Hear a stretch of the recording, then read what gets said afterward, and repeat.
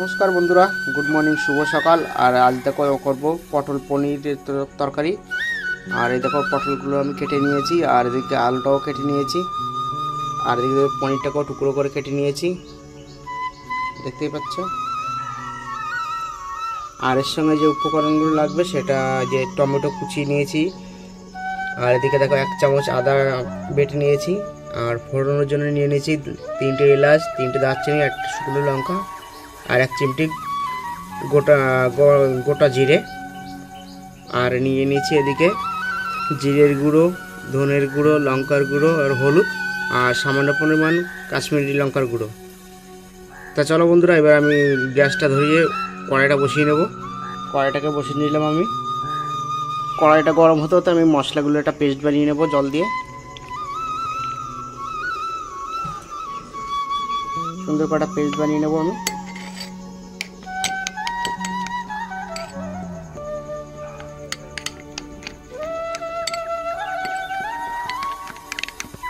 কারণ এই পেস্টটা বানিয়ে নিলে তেলের পর দিলে মশলাটা পুড়ে যাওয়ার কোনো ভয় থাকে না। দেখো আমি এভাবে পেস্টটা বানিয়ে নিলাম, দেখতেই পাচ্ছ বন্ধুরা। দেখো বন্ধুরা, যদি কড়াইটা আমার গরম হয়ে গেছে, আমি কড়াইতে তেল দিয়ে দেবো। আজ করবো সর্ষের তেল দিয়ে রান্না। দেখো বন্ধুরা, আমার তেলটা গরম হয়েছে, আমি আলুগুলো ভেজে নেব।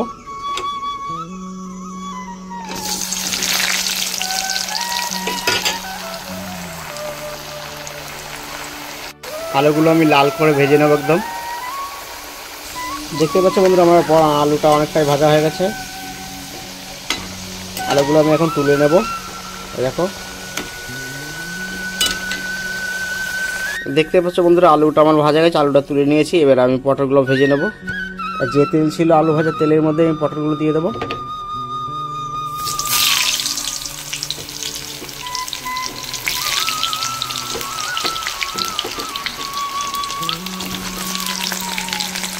পটলগুলো ঠিক আলুর মতন কড়া করে ভেজে নেবো আমি লাল করে।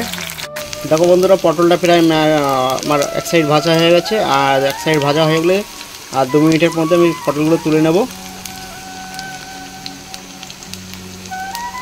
দেখো বন্ধুরা, পটলটা লাল লাল করে ভাজা হয়ে গেছে, আমি এবারে তুলে নেব। দেখো বন্ধুরা, আমি পটলটা তুলে নিয়েছি। পনিরগুলো ভেজে নেবো ভালো করে। দেখতে পাচ্ছ বন্ধুরা, আমার পনিরটা ভাজা হয়েছে। পনিরগুলো আমি এবারে তুলে নেব। তুলে নিয়ে তারপর তোমাদেরকে দেখাচ্ছি। এই দেখো বন্ধুরা, পনিরটা আমার ভাজা হয়ে গেছে, কারণ এর থেকে আর বেশি কড়া করে ভাজলে শক্ত হয়ে যাবে।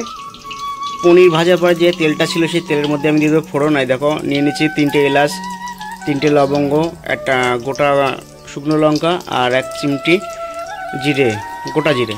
চলো এগুলো দিয়ে দেবো তেলের মধ্যে। আর এই ফোড়নটা যতক্ষণ লাল না,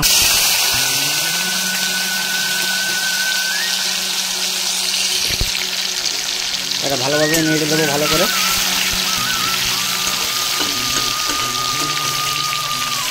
আর টমেটোটা সেদ্ধ হওয়ার জন্য একটু লবণ দিয়ে দেবো।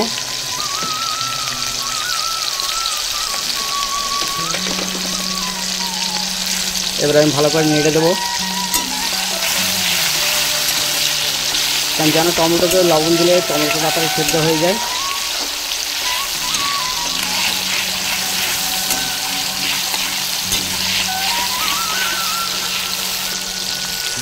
দেখো বন্ধুরা, মোটামুটি আমার টমেটোটা সেদ্ধ হয়েছে। আমি এবারে দিয়ে দেবো সে পেস্ট করে রাখা মশলাগুলো।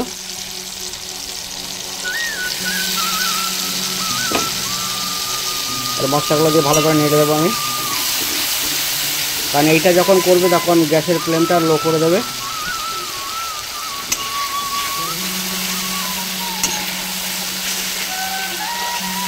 কারণ যতক্ষণ এই মশলা কষিয়ে কাঁচা গন্ধ না যাবে ততক্ষণ আমি এতে জল দেবো না এক ফোঁটাও।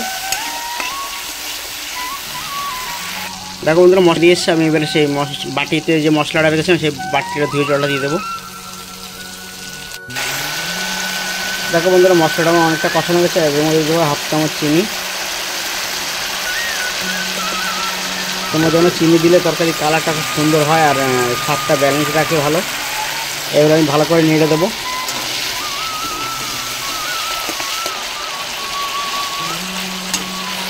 দেখো বন্ধুরা, মশলাটা পুরো কষানো হয়ে গেছে। আমি এবারে দিয়ে দেবো সেই ভেজে রাখা আলু আর পটলগুলো।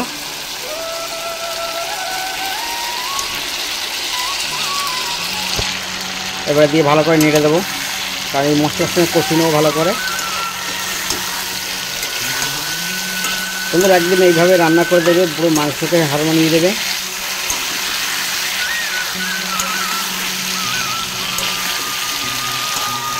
দেখো কষিয়েছে, মনে হচ্ছে মাংস রান্না হচ্ছে। দেখো বন্ধুরা আমার পটল কষানোটা হচ্ছে কত সুন্দর, দেখো একদম দেখে মনে হবে মাংস হচ্ছে এটা।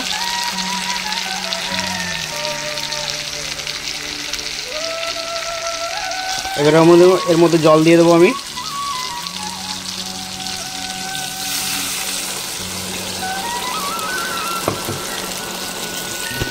এবারে জল দিয়ে দিয়েছি, এবার নেড়ে। এবার বন্ধুরা এর মধ্যে দিয়ে দেবো সেই পনির, ভেজে রাখা পনিরটা। আমি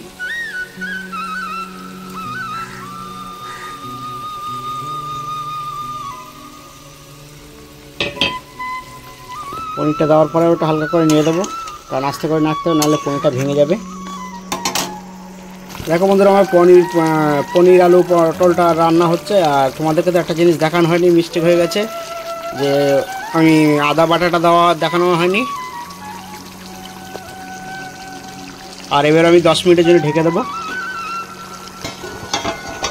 10 মিনিট পরে ফিরে আসছি। দেখো বন্ধুরা 10 মিনিট পরে আমি ঢাকা তুলে দেখবো কী কেমন হয়েছে।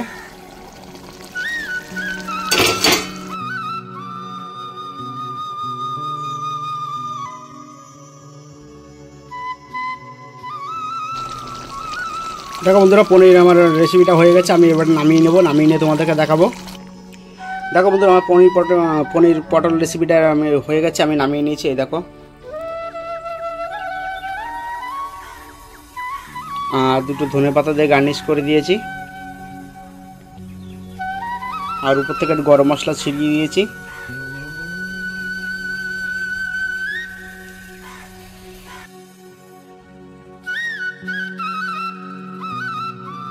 দেখো বন্ধুরা তোমার আমার পনির পটল রেসিপিটা তোমাদের কেমন লাগলো। যদি ভালো লেগে থাকে তাহলে লাইক, কমেন্ট, শেয়ার, সাবস্ক্রাইব করে দেবেন। আর পাশে বেল আইকনটি অন করে দেবেন, যাতে পরবর্তী ভিডিও ছাড়লে যাতে তোমাদের কাছে পৌঁছে যায়। আর নতুন নতুন বন্ধুদেরকে বলবো আমার চ্যানেলটি সাবস্ক্রাইব করে আমার পাশে থাকতে। ধন্যবাদ বন্ধুরা।